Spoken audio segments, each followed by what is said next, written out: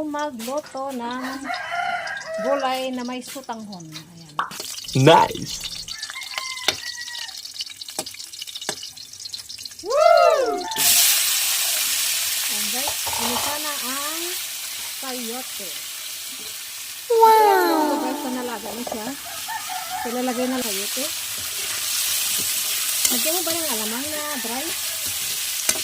May papel na dyan oh.